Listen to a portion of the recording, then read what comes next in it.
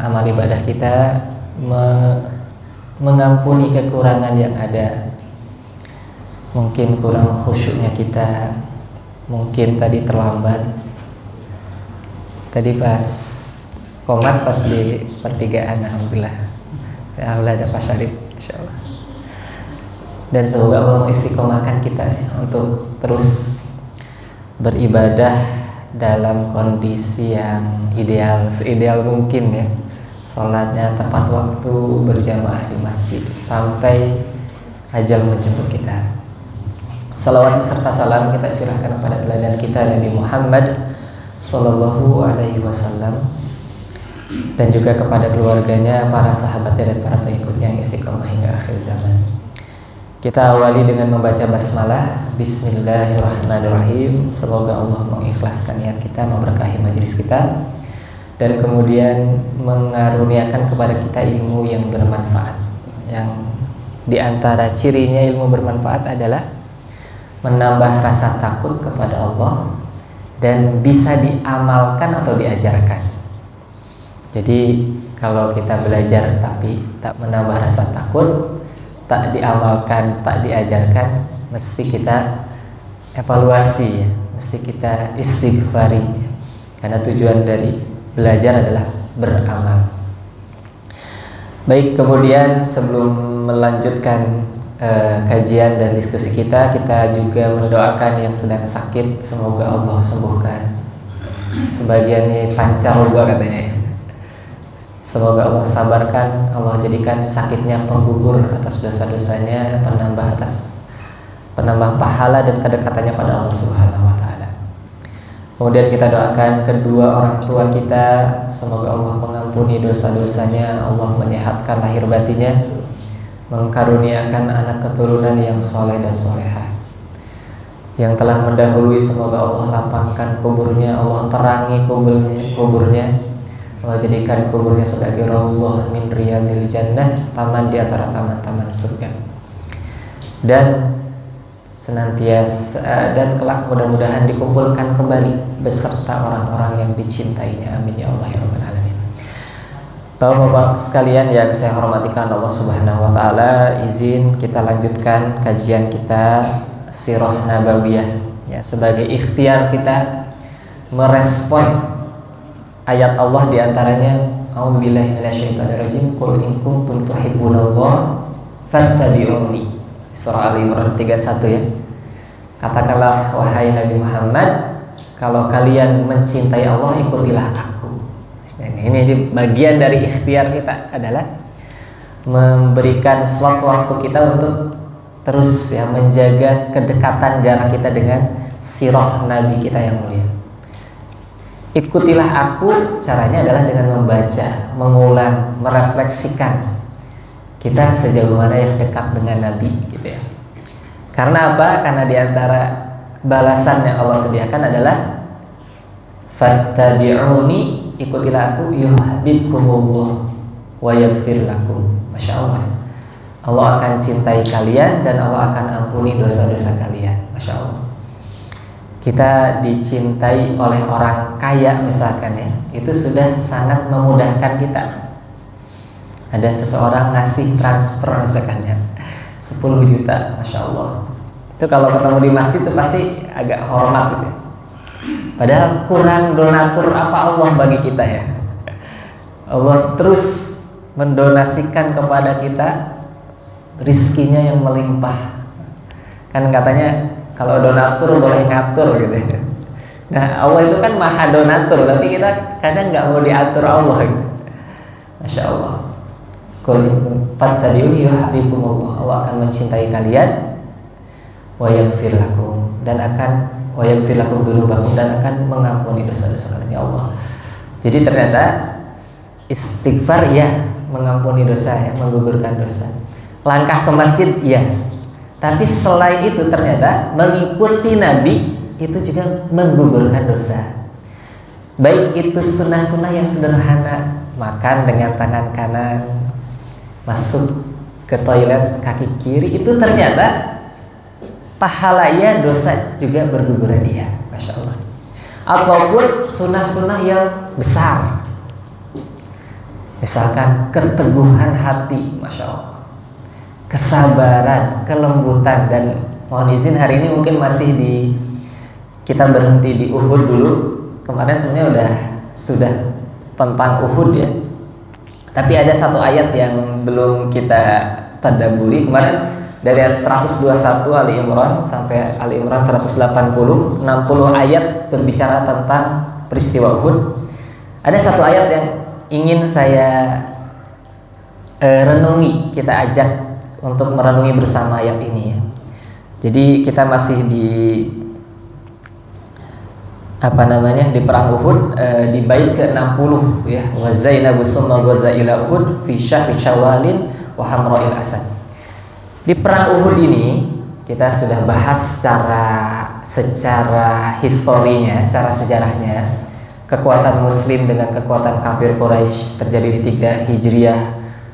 3000 lawan 1000, tapi yang 300 balik kanan, tinggal 700 dan seterusnya. Itu ada satu ayat yang coba kita hadirkan. Nah, kalau mau dibuka surah Ali Imran 159. Kalaupun enggak saya bacakan insya Allah. Dan mungkin ini juga sudah familiar di sebagian kita. A'udzubillahi minasyaitonirrajim. Fabima rahmati minallahi lintalahum walau kunta faddan ghalidhal qalbi lam faddu min hawlik fa'fu anhum wastaghfir lahum wasyawirhum fil amri fa idza azamta fatawakkal 'ala Allah innallaha yuhibbul mutawakkilin. Ini adalah ayat di antara sekian ayat yang Allah turunkan setelah peristiwa Uhud, mengomentari peristiwa Uhud, di mana Allah di bulan lalu kan mempergilirkan kemenangan ya, dan seterusnya. Pelajarannya ya kita sudah ambil, tapi ada satu ayat yang menarik. Di saat Nabi terluka dengan sangat parah saat itu ya, mengalir darahnya gitu, giginya tanggal karena ada panah, anak panah, bahkan 2 anak panah yang tertancap, kemudian dipukul sama Ibnu Qum'ah sampai Nabi sampai sakitnya itu 1 bulan dan seterusnya.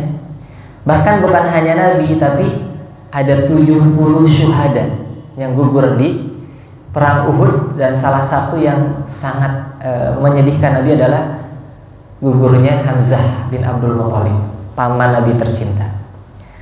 Karena di antara penyebab manusiawinya adalah ada 50 pemanah yang harusnya taat, tidak beranjak di pos bukit pemanah itu, tapi 40 diantaranya atau 42 diantaranya malah turun. Itu kan bahasan bulan lalu ya. Tapi yang menarik adalah ketika selesai peristiwa Uhud itu, Allah mengirimkan ayat ini.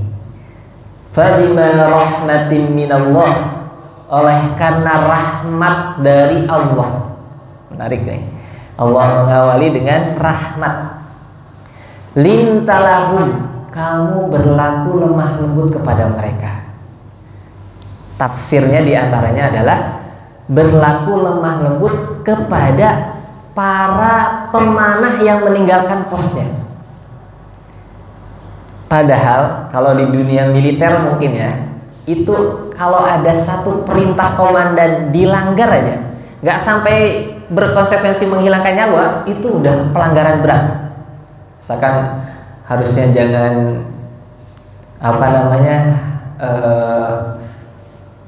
kendaraan taktis misalkan ya, barakuda gitu. Ini sampai menghilangkan 1 nyawa tuh luar biasa kan konsekuensinya beberapa pekan yang lalu tuh. Terus sampai geger se-Indonesia.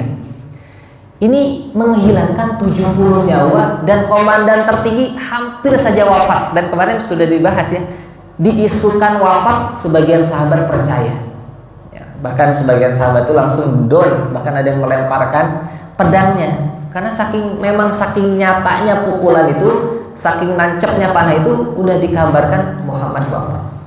Itu berarti kan pelanggaran yang membuat konsekuensi yang sangat besar.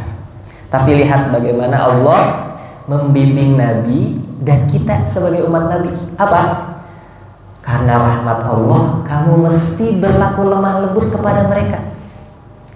Jadi walaupun konteksnya khusus, yaitu sahabat di perang Uhud, tapi ini pelajarannya umum, sehingga kita bisa menarik ke dalam diri kita.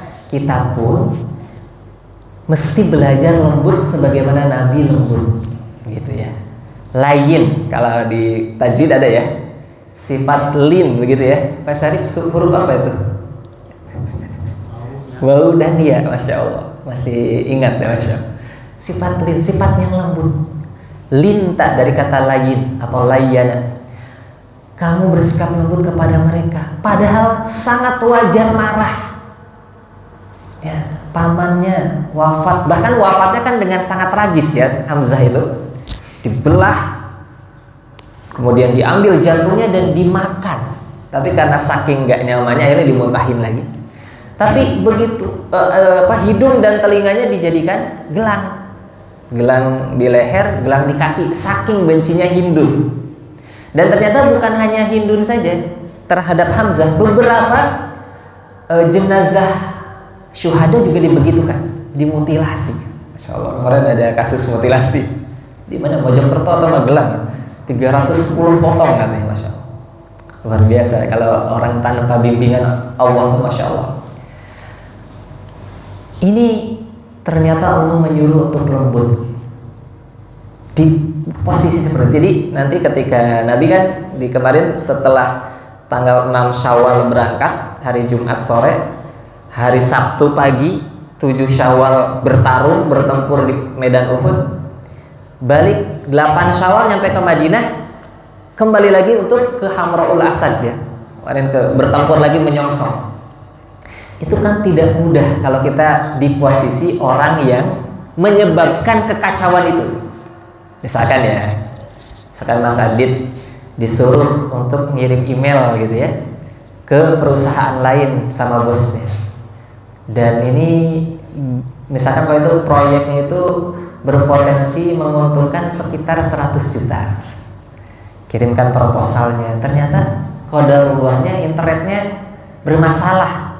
Mas Adit pikir nyampe ke sana, ternyata di sana tuh nggak nyampe. Sampai pada waktu yang ditentukan baru tuh rame gitu. Ini kenapa? Ternyata akhirnya gagal proyeknya. Itu proyek 100 juta aja pasti akan, Mas Adit itu pasti dalam hatinya, kesalahan saya. Sama ini juga yang 40 orang tuh, ini kesalahan saya. Nabi sampai terluka, para sahabat sampai gugur, 70 syuhada. Begitupun ada Abu Tolhah, Tolhah bin Ubaidillah yang 80 sayatan di badannya. Sampai Nabi bilang kan, kalau ingin melihat syuhada yang berjalan di atas muka bumi, syahid, Tuhan Tolhah bin Ubaidillah. Masya Allah. Pasti dalam hatinya kan merasakan ganjil banget gitu, udah berbuat salah. Tapi kata Allah, kamu berbuat lembut pada mereka, tintalahu walau kunta fazzan ghalidhal qalbi. Kalau kamu bersikap keras atau kasar, walau kunta fadha itu bersikap kasar.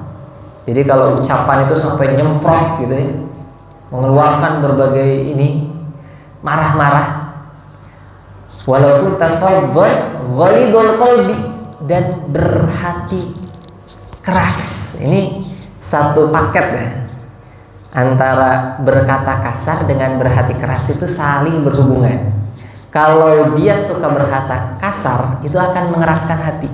Sebagaimana orang yang keras hati itu akan mudah berkata-kata kasar.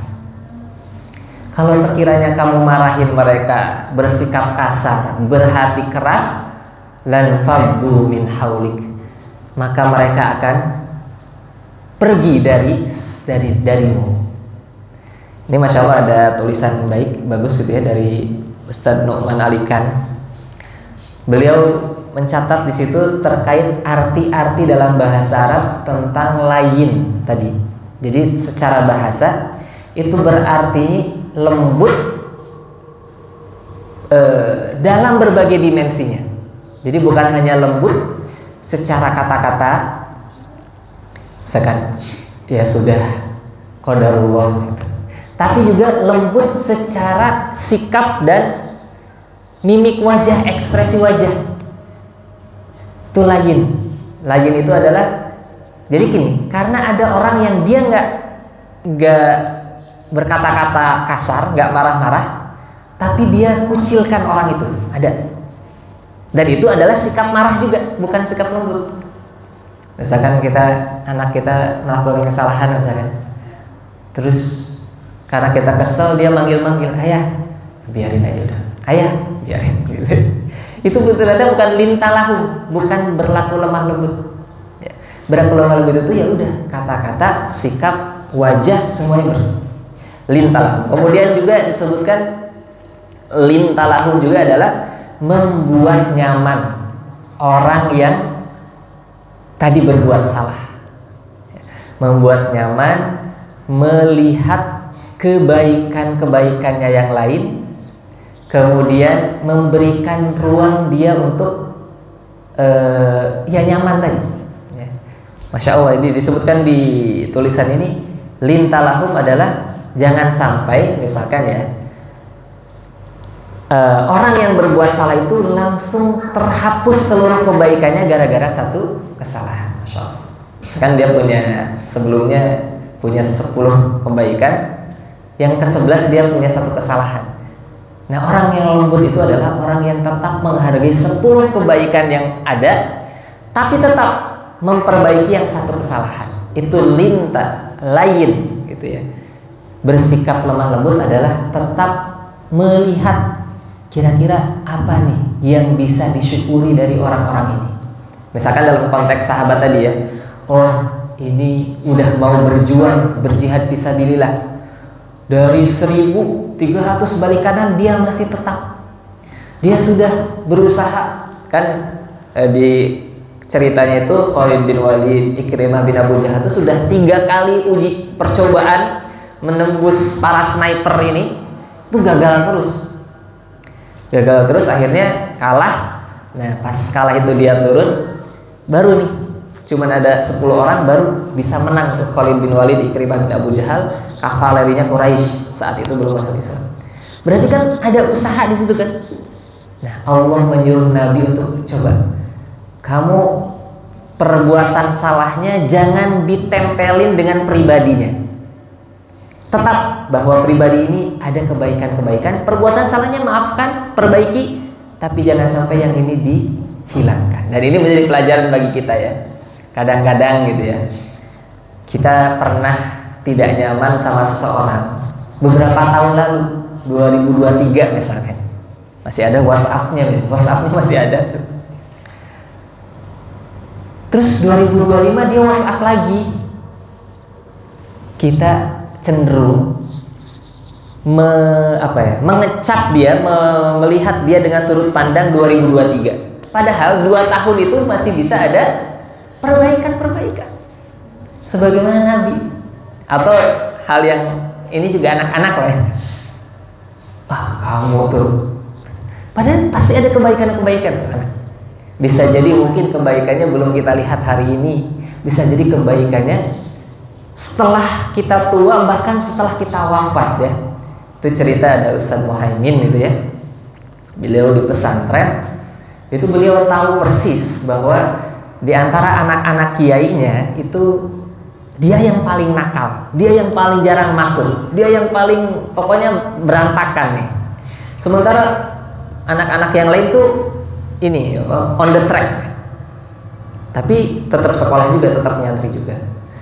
Tapi ternyata belakangan beliau menyimpulkan ternyata anak inilah yang kemudian berkhidmat meneruskan pesantren sang kiai. Sementara anak-anak yang lain yang dulu biasa-biasa aja itu sibuk dengan yang lain. Sehingga beliau menyampaikan bisa jadi doa kiai itu baru dikabulkan setelah wafatnya. Makanya kan anak-anak itu kita nggak tahu. Lintalahu, berlaku lemah lembutlah kepada mereka, bisa jadi ada kebaikan, bahkan banyak kebaikan walaupun belum terungkap. Lintalahu. Dan kalau kita marah, walaupun fadhon itu fadhon itu tadi ya, kasar, keras gitu, nyemprot gitu ya, dan berhati keras, Lan faddu min haulik. Lan faddu itu dalam buku ini disebutkan adalah seperti gelas yang pecah. Kalaupun kita mengelem lagi, merapatkan lagi hingga ke bentuk semula, tapi tidak akan sama. Setidaknya ada bekas-bekasnya kan.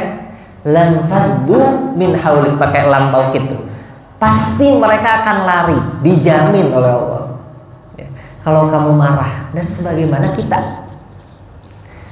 Kalau kita memarahi orang atau orang memarahi kita, itu bisa jadi kita memaafkan, tapi bekasnya masih ada. Mungkin kita nggak lari dari Pak Adi, saya tetap berinteraksi, tapi lukanya tetap ada, bisa jadi. Lan faddu, maka kata Allah, bersikap lemah lembut aja, jangan marah. Karena kalau kamu marah, kamu akan membuat luka dan bahkan membuat mereka lari. Padahal dakwah ini mestinya merangkul. Masya Allah. Saya kadang merenungi ya ketika membaca ini. Iya, kalau saya misalkan dengan Pak Adi, saya bisa tuh menjauh dari Pak Adi. Mungkin saya nggak ketemu nggak berjamaah di Al-Ikhlas, aman gitu ya. Tapi kalau anak-anak kita gimana? Anak-anak kita tuh mungkin kesel, sedih sama kita, tapi dia nggak bisa keluar dari rumah. Wong yang memberikan naungan ayah bunda, wong yang memberikan makan ayah bunda, saya belum kerja, dan dia nggak bisa ngungkapin itu. Dan yang ada adalah luka. Dia pendam gitu. Saya nggak bisa pindah dari sini. Masa saya ganti ayah, ganti bunda? Nggak bisa gitu. Akhirnya dia terus tumbuh dalam luka itu, dan bisa jadi dia lampiaskan itu di luar. Makanya dia jadi pembuli misalkan. Atau dia lampiaskan nanti ketika dia sudah menikah, dia lampiaskan itu kepada anak dan pasangannya. Salah satunya apa? Bisa jadi karena kita nih. Lan faddu min haulik tadi. Walaupun tafaddul, kalau kamu marah-marah, kamu pecahin. Kalau hari ini namanya luka pengasuhan ya. Bisa jadi benar, tapi bisa jadi kita harus bisa memutus itu. Kalau memang pernah, jangan sampai kita kemudian menjadikan dalih disengaja diakui atau tidak. Ya udah, ayah digituin, kamu juga digituin. Enggak, kita yang memutus itu. Ayah dulu digituin dan ayah nggak suka. Sekarang kamu berhak mendapatkan yang lebih baik. Misalkan begitu ke anak-anak. Dan bahkan bukan hanya itu, ini jadi sirah rasa tadabur nggak apa-apa ya. Dan bahkan ternyata bukan hanya berlemah lembut dan jangan marah, ditambah lagi oleh Allah apa? Fa'fu anhum, maafkanlah mereka. Masya Allah, disuruh memaafkan orang yang sudah membuat Nabi berdarah 70 syuhada, dan diantaranya Hamzah bin Abdul Muthalib. Maafkan mereka. Untuk kesalahan sebesar itu, Allah menyuruh Nabi untuk memaafkan mereka. Maka untuk kesalahan di bawah itu lebih berhak untuk kita maafkan. Misalkan ya, Mas Arifin kayaknya nggak sopan ke saya. Ya Allah, nggak sopan, itu pun POP-nya saya kan. Bisa jadi Mas Arifin tuh nggak sengaja kan. Tapi kayaknya tuh udah, kayaknya saya nggak akan. Ya Allah, ini yang 70 syuhada aja Allah suruh memaafkan. Fa'fu anhum. Bahkan bukan hanya memaafkan, wastaghfir lahum, mohonkanlah ampunan bagi mereka, istighfarin mereka. Masya Allah, istighfarin mereka. Kalau konteksnya anak-anak kita misalkan ya, mungkin nggak diistighfarin karena kan anak-anak kita belum punya dosa kan. Tapi istighfarin kita dan doain mereka, maafin mereka. Kadang-kadang kan kita maafin tapi masih ngungkit kan. Seperti hadis itu ya, apa namanya, istri perempuan yang terlihat lebih banyak di neraka. Salah satunya adalah tadi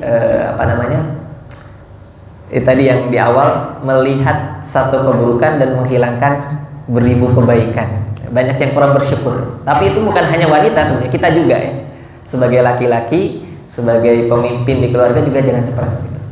Kembali lagi tadi, wastaghfir lahum, istighfari mereka. Ya Allah, misalkan ya Allah, mudah-mudahan Engkau mengampuni Mas Arifin dan keluarganya. Itu mungkin ya, mungkin saya nggak nyampe ke Mas Arifinnya, nggak dengar, tapi Allah menyampaikan itu ke Mas Arifin. Misalkan hatinya jadi lebih terbuka, kemudian jadi baikan lagi. Wastaghfir lahum, Begitupun ke anak-anak kita ya tentunya. Ya Allah, mungkin salah satunya ya, bukan satu-satunya. Bisa jadi karena saya ya Allah yang kurang bersungguh-sungguh, bisa jadi ada harta yang kurang bersih. Mungkin bukan korupsi, tapi khawatir masuknya harus jam sekian, tapi saya pulang duluan. Mungkin gak ridho kepala sekolah, atau mungkin gak ridho kepala supervisor manajer, sehingga ada yang kurang baik masuk ke tubuh anak saya itu karena istighfar atau doain wastagfirullah. Masya Allah ya. Jadi begitu lapangnya Nabi, dan kita umatnya Nabi juga ingin berusaha selapang itu, yaitu bukan hanya memaafkan tapi mendoakan kebaikan pada orang yang menyakiti kita, yang merugikan kita. Tuh berat banget, Masya Allah, berat banget. Makanya tadi nanti ujungnya adalah cinta Allah nih. Cinta Allah tentunya surga Allah. Wastaghfir lahum, dan yang terakhir wasyawirhum fil amri, dan ajaklah mereka bermusyawarah dalam urusan. Masya Allah. Jadi ternyata kadang ada ya orang memaafkan, orang juga boleh deh levelnya naik mendoakan, tapi dia nggak ngajak lagi bareng. Nanti kalau rapat jangan diajakin misalkan ya. Atau nanti kalau kita jalan, kita bikin WhatsApp baru ya, biar nggak ketahuan dia nggak diajakin. Dia tetap ada di grup itu, tapi ada grup baru misalkan. Tapi ini ternyata wasyawirhum fil amri, ajakin mereka untuk bermusyawarah, sehingga bukan hanya perasaan tidak nyaman itu kemudian mulai reda, didoain Nabi, tapi juga diajakin. Misalkan nih habis perang Uhud dan perang Hamrul Asad, kan nanti ada pulang dari perang Uhud itu ada Yahudi ya, Bani Quraisyah atau bukan, saya lupa. Kemudian nanti ada perang Ahzab di tahun kelima. Mereka itu orang-orang yang kemarin melakukan kesalahan tetap diajakin.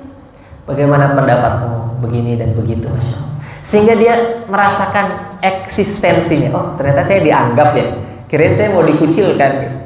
Sama ya dengan kita di rumah, sama dengan kita di jamaah. Gimana Mas Arifin ya, anak-anak seperti apa nih? Kirain mau ngambek, padahal saya kemarin udah bikin kesalahan. Enggak, diajakin. Kesalahan ya kita perbaiki, tapi oke, kita buka lembaran baru. Masya Allah. Karena kadang ada ya, satu kesalahan diungkit terus sampai ya Masya Allah menutup kebaikan-kebaikan yang lain. Tapi Nabi kita disuruh maafin, bersikap lemah lembut, jangan marah, maafin, ampun, doain, istighfarin gitu ya. Ajakin lagi berbuat baik. Biar apa? Biar dia nggak semakin terpojok, akhirnya udah nggak lagi circle-nya sama kita. Circle-nya bisa jadi mungkin sama orang-orang yang berpikiran yang keliru gitu ya. Alhamdulillah ya. Masya Allah, wasyawir. Dan faida azamta fatawakkal 'ala Allah. Kalau sudah berazam, maka bertawakallah pada Allah. Serahkan urusannya pada Allah. Ini konteksnya kan, setelah itu kita akan ke Hamrul Asad, setelah itu kita akan melanjutkan dengan urusan ini, urusan itu, bermusyawarah. Udah, kalau udah ditetapkan musyawarah hasilnya A, walaupun pas musyawarah mungkin ada B, ada C, ada D, tapi kan nggak bisa semuanya difasilitasi ya. Karena kegiatannya satu, keputusannya satu, maka hakim atau pemimpin memilih satu yang lebih manfaat dan yang besar, madaratnya lebih kecil. Oke, kita pilih A. Kalau udah pilih A, udah berazam, serahin sama Allah. Jangan sampai ketika sudah selesai, nanti yang berpendapat B di belakang, kan harusnya B ya, kenapa kan? Habis itu gagal lagi. Tuh kan bener B. Enggak kayak gitu. Faida azamta fatawakkal. Dari hal-hal yang sederhana gitu ya. Saya kadang mengaitkan ke anak-anak gitu ya. Misalkan anak-anak pagi-pagi Ahad pagi nih, kita mau kemana nih olahraganya? Brigip apa CFD gitu ya. Brigip, diajak dialog gitu ya. Kan kayak tadi musyawarah ya, untuk memunculkan kepedean dia gitu ya. Karena kalau nggak digituin, didikte terus, bisa-bisa jadi dia tumbuh sebagai orang yang nggak berani menyampaikan pendapat. CFD ya, ternyata ke CFD penuh banget. Udah itu nggak boleh. Kamu sih nggak boleh gitu. Udah Udah fatawakal ala Allah. Udah. Atau misalkan kita mau lewat jalur ini apa jalur itu, jalur ini macet banget. Gara-gara enggak. Udah fatawakal ala Allah. Innallaha yuhibbul mutawakkilin. Sungguhnya Allah mencintai orang yang bertawakal. Ya, di antara tadabbur, di antara ayat-ayat Uhud ada ayat ini, dan ini bisa kita kaitkan dengan konteks kita karena ini umum gitu ya. Yang ingin saya garis bawahi bahwasanya bukan hanya makan pakai tangan kanan ke masjid dan seterusnya itu adalah sunnah Rasulullah juga, tapi ternyata sunnah Rasulullah yang harus kita juga tapaki adalah nggak gampang marah. Masya Allah ya. Ini nasihat bagi saya juga gitu ya. Kadang di luar, wah Ustaz tadi mah jarang marah ya. Nggak tahu aja sebenarnya di rumah sebenarnya anak-anak dimarahin juga gitu. Tapi pas baca ini, ya Allah ternyata jauh ya. Rasulullah tuh luar biasa gitu. Berhak sekali marah, tapi Rasulullah kemudian melakukan perintah itu. Sebelum lanjutin ke bait selanjutnya, mungkin ada tambahan Pak Adi atau Pak Hendrik. Pak Sarifin monggo. Jadi kalau misalnya mungkin menyikapi saja, menyikapi kalau misalnya kita yang dimarahin gitu. Jadi objek. Iya. Kalau ini kan POV-nya adalah Rasul yang mestinya marah, tapi kata Nabi lemah lembut ya. Sekarang gimana kalau kita posisi orang yang dimarahin? Adakah ayat atau hadis atau sirah Nabi yang kemudian memandu kita gitu ya? Entah kita harus balik marah, kemudian kita, ini kan kadang gini ya, ada, kalau saya sekilas di medsos itu ada orang yang merespon marahnya itu ngikutin apa yang di otak, habis itu langsung karirnya jatuh. Padahal cuman sekelumit aja tuh. Misalkan ada klakson mau mundur, diklaksonin didit gitu. Padahal ini mau mundur, bukan turun jebuk. Terus kemudian viral, kemudian habis, karirnya habis dan seterusnya. Ya gara-gara marah. Tapi juga kita harus memperluas referensi. Jangan sampai kita hanya satu-satunya. Karena Rasulullah juga pernah marah, gitu ya. Di beberapa hadis Rasulullah pernah marah. Tapi bukan itu yang pertanyaannya ya. Jadi yang pertama adalah Nabi lembut iya, tapi di posisi tertentu Nabi juga bisa marah. Marahnya bukan karena marah nafsu ya. Marahnya karena syariat. Dan kita juga begitu. Kan susah ya. Kita marah bukan karena nafsu itu susah. Tapi begitulah ya, Nabi ternyata marah karena sesuatu, bukan karena dirinya, tapi karena sesuatu yang dia bela, yang beliau bela. Nah, saat kita marah, banyak misalkan ya, ketika kita dimarahin, ya, apakah kita sabar saja atau membela? Salah satunya misalkan surah Asy-Syura. Ya, Asy-Syura itu ada panduan di situ. Salah satunya kita bisa membela diri kita. Ya. Membela ini kan bisa dalam bentuk menjelaskan, bisa dalam bentuk diam, bisa dalam bentuk, bisa jadi ketika bereskalasi ke fisik, kita bahkan bisa melawan gitu. Bahkan kita bisa, dia pukul, kita pukul lagi. Ada di surah Asy-Syura itu, di surah ke-42. Tapi ada panduannya. Nah, di situ disebutkan ya, misalkan jika kamu memaafkan, maka itu lebih baik. Jadi secara umum, secara global begini, kalau kamu mau balas boleh, tapi jangan zolim, melampaui batas. Dimarahin dengan satu kata, kita balas dengan dua kata. Dimarahin dengan pukulan, kita balas dengan dua pukulan. Jadi dalam Islam boleh gitu ya, kisos itu boleh. Tapi kata Allah Subhanahu wa taala dalam ayat selanjutnya, wala man sabara, siapa yang bersabar, wa ghafara, dan mengampuni, inna dzalika lamin azmil umur, itu adalah perkara yang begitu mulia. Jadi tetap yang ideal adalah jangan sama-sama gila gitu ya. Udah, saya sabar, saya maafin. Tapi ada ruang itu, karena katanya di non muslim kalau ditampar kanan kasih yang kiri gitu. Oh, di Islam tuh ya boleh gitu. Seperti itu, wallahu a'lam. Mungkin konteksnya bisa nanti di kasus per kasus, tapi Allah memandu kita bisa jadi gitu. Kemarahan itu Kalau itu keliru kita, tapi bisa jadi diam. Ya. Ada hadis di mana Nabi sedang sama Abu Bakar, gitu ya. Ada orang marah-marah sama Abu Bakar diam. Nabi tetap tidak beranjak. Ada orang yang kedua marahin lagi sama Abu Bakar membalas. Nabi beranjak. Abu Bakar kaget. Akhirnya Abu Bakar bertanya pada, tadi yang pertama kau masih duduk di sebelahku, yang kedua kenapa kau beranjak?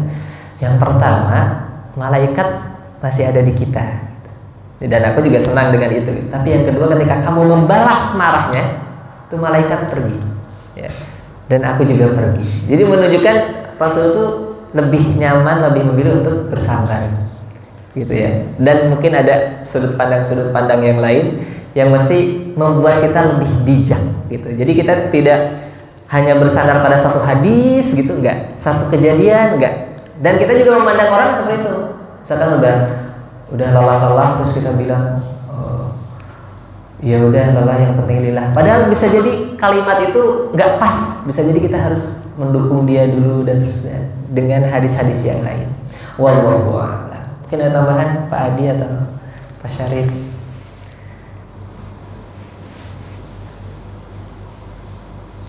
Tapi kalau marah ini kayaknya banyak yang bermasalah ya. Kecuali Pak Adi kayaknya. Orang Medan rasa Jawa ya. Jadi yang lembut. Tapi memang lembut atau kasar itu bukan suku ya. Kita coba merevisi itu, lembut dan kasarnya kita berusaha merujuknya pada Nabi. Jadi bukan berdalih, ya maaf ya Betawi sama juga ceplas-ceplos. Tunggu dulu ya, bisa jadi Betawi yang mengenal Nabi gak ceplas-ceplos, bisa jadi gitu ya.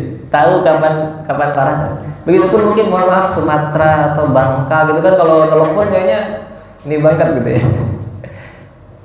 Begitu. Ataupun Sunda, bisa jadi lembutnya bukan karena suku Sundanya ketika kita udah ngaji sirah. Bisa jadi lembutnya karena tadi Fabima rahmatin minhu. Oh iya, satu lagi. Ternyata kan banyak ya tips-tips kadang-kadang ya orang yang agar tidak mudah marah, misalkan A, B, C, D, E, F, G. Tapi sebelum itu semua yang kita garis bawahi apa tadi? Fabima rahmatin minallah. Ini yang kita perlukan. Itu betul ya, tips-tips itu juga betul, bisa jadi sangat efektif bagi sebagian orang, cukup efektif bagi orang sebagian yang lain gitu ya. Tapi ini udah tak terbantahkan nih ayatnya. Apa? Karena rahmat Allah, seperti pembukaan undang-undang ya, berkat rahmat Allah. Karena rahmat Allah kamu bisa bersikap lembut. Kalau enggak, susah. Kita ngendaliin pengetahuan kita, ngendaliin emosi kita di balik tekanan hidup misalkan, di balik kelelahan misalkan, di balik apalagi gitu ya, ada emosi-emosi yang belum selesai dengan pasangan, dengan pekerjaan, tiba-tiba anak, itu udah layak banget dimarahin tuh, pantas. Tapi ternyata yang kita butuhkan rahmat Allah. Salah satunya dari mana kita mendapat rahmat Allah, Pak? Dengan wasilah apa?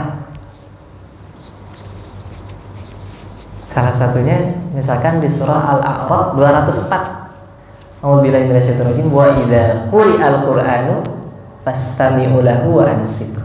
Jika dibacakan Quran, dengarkan dengan seksama dan diamlah, duduk dengan tenang. La'allakum turhamun, agar kalian mendapatkan rahmat Allah. Kalau la'allakum yang mengucapkan Allah itu kepastian, agar kalian mendapatkan rahmat. Jadi duduknya kita dengerin anak kita baca Quran itu pintu rahmat Allah. Baru dengerin loh ya, apalagi kita baca Quran sendiri, rahmat Allah. Dan banyak duduk di majelis ilmu, rahmat Allah. Walaupun mungkin nanti ada yang mudah gitu ya, efektif, ada yang cukup berjuang untuk menekan kemarahannya itu. Alhamdulillah. Ada tambahan mungkin? Mungkin Ustaz. Ya. Pastinya yang sahabat tadi yang 40 kan disidang itu Ustaz. Ya. Pastinya. Tapi dengan kalimat tadi bahwa mereka dimaafkan, terus didoakan, dan diajak tadi kan itu kalimat yang Allah sampaikan. Iya, panduan langsung dari Allah. Ya. Jadi kan sahabat itu juga tahu ya, luar biasa ini Tuhannya Allah ini apa namanya, Tuhan Allah itu bisa seperti itu kan, lebih menguatkan. Nah kalau kita menasihati anak dengan konteks itu gimana? Iya. Kalau sahabat tentu akan mendengar ayat itu juga, dan kemudian selain mendapat perlakuan dari Rasulullah juga paham kalau ini dari Allah. Sementara anak kita mungkin agak sulit gitu ya. Memahamkan itu. Iya, masya Allah, masya Allah. Jadi ya betul ya. Jadi memang tidak ada yang kecil di hadapan Allah tuh. Kayak misalkan kadang saya suka minder ya. Saya cuma ngajarin anak SD alif batata ngeja. Bahkan sebagian murid saya udah ada yang bisa bawa mobil, Pak. Pas ketemu di jalan, masya Allah, waalaikumsalam, parel, waalaikumsalam, Ustaz. Masya Allah. Tapi ternyata Allah tuh perlu translator yang bisa menerjemahkan ayat-ayat Allah ke anak-anak dengan pemahamannya, dengan cara berpikirnya. Anak-anak itu kadang nggak bisa, rumit gitu. Ada flashback cerita ke belakang, balik lagi ke depan, nggak bisa. Dia konkret. Sehingga kita perlu menjadi penerjemah. Ibaratnya dokter tuh dosisnya diturunin, pas disuapin. Gitu. Ini kalau kelebihan nih bisa jadi berbahaya per dosis. Kalau nggak disembuhin, nggak masuk obatnya, sakitnya tumbuh sampai dewasa. Maka tadi perlu kita translator, mungkin dengan berbagai cara ya, dengan dialog, dengan orang ketiga, dengan video, dengan bacain buku dan seterusnya, sehingga sampai pesan-pesan Allah di pikiran mereka. Sebagaimana Nabi juga begitu ya, kepada Ibnu Abbas yang kecil, kepada Usama itu dialog sesuai dengan ini, memanggil kunnya, ya Aba Umair pada anak kecil, wahai Aba Umair pada bapak-bapak itu untuk dapetin tuh dia ikatan batinnya, baru masuk ke nilai-nilainya. Masya Allah, itu Nabi kita ya. Semoga kita bisa mengikuti akhlak beliau setahap demi setahap, sedikit demi sedikit, hari berhari kita semoga semakin dekat dengan akhlak beliau, dan semoga menjadi wasilah bertemu dengan beliau di surga kelak. Cukup mungkin ya Pak, kita tutup dengan doa kafaratul majlis. Subhanakallahumma wa bihamdika asyhadu an la ilaha illa anta astaghfiruka wa atubu ilaik. Jika ada yang keliru dari saya pribadi mohon maaf. Jika ada yang benar dari Allah dan Rasulnya, billahi taufiq wal hidayah. Wassalamualaikum warahmatullahi wabarakatuh.